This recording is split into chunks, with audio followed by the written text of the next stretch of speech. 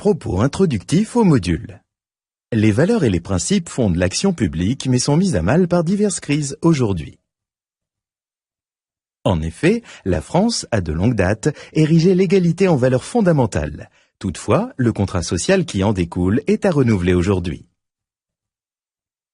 Si le contrat social hérité des Lumières a été le modèle dominant de nos sociétés modernes, les évolutions contemporaines remettent en cause les principes et la mise en pratique de ce pacte.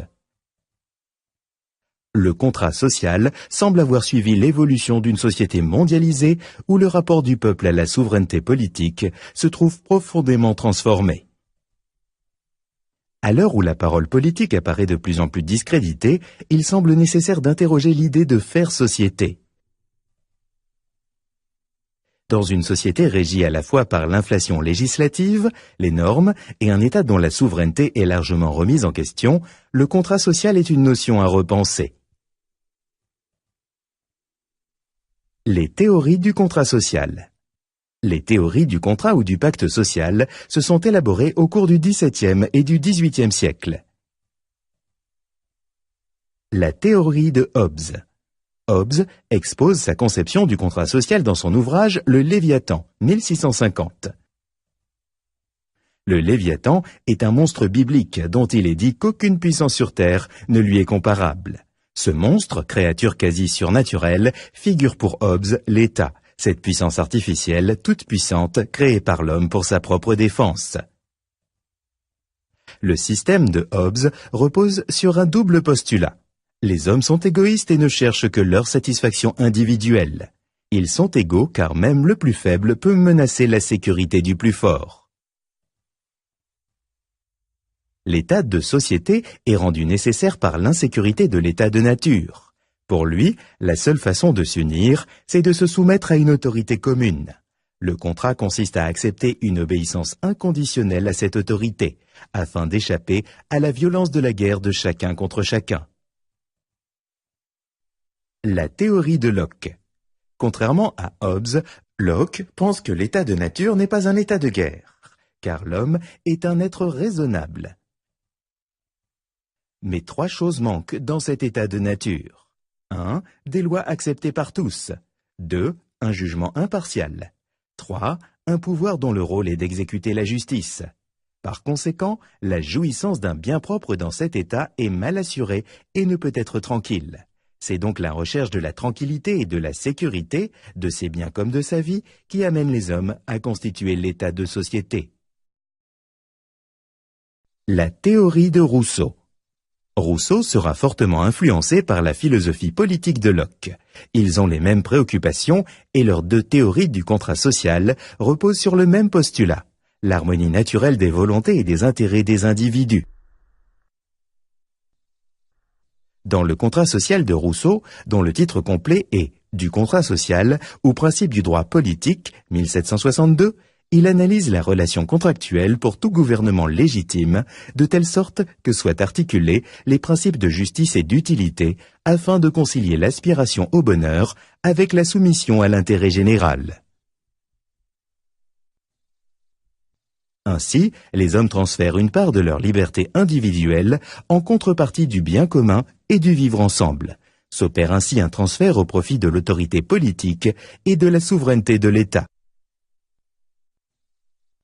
Ce contrat social constitue le fondement de notre société moderne.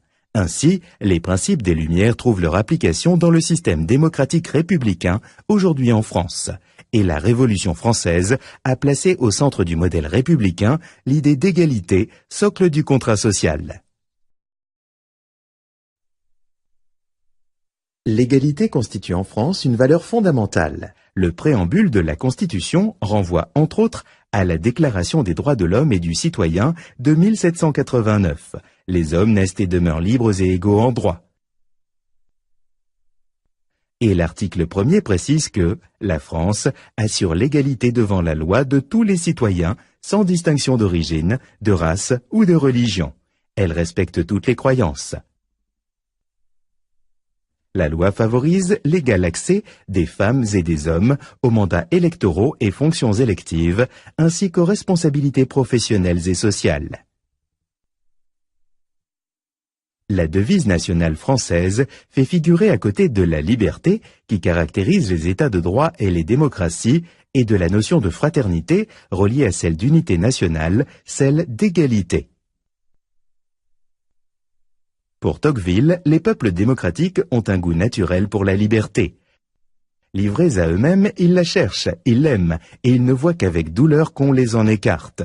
Mais ils ont pour l'égalité une passion ardente, insatiable, éternelle, invincible. C'est un principe fondateur et intangible, l'égalité est consubstantielle à notre vie démocratique.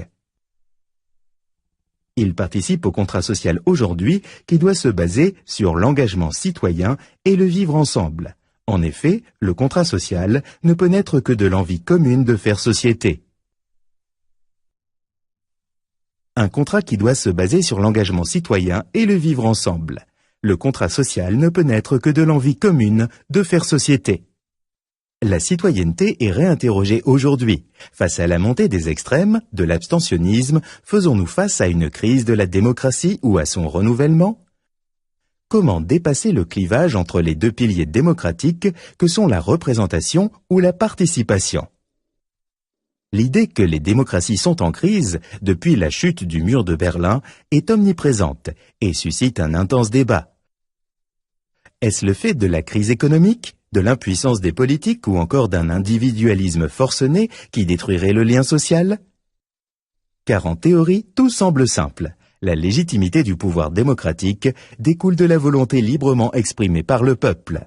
Mais l'abstention, le désintérêt pour la vie politique, met à mal cette conception. Rossan-Vallon, dans La contre-démocratie, 2006, montre comment les difficultés ont conduit les démocraties à mettre en place un système de double légitimité. Si l'élection reste le principe de base, on assiste à la montée en puissance de l'administration publique, garante elle aussi de la quête impartiale et désintéressée du bien commun. Or, avec l'économie et l'évolution vers un modèle plus individualisé, ce système est entré en crise. Il nous faut donc revenir aux sources de notre vocation, que sont les valeurs et principes républicains, afin de redonner du sens à la notion de souveraineté.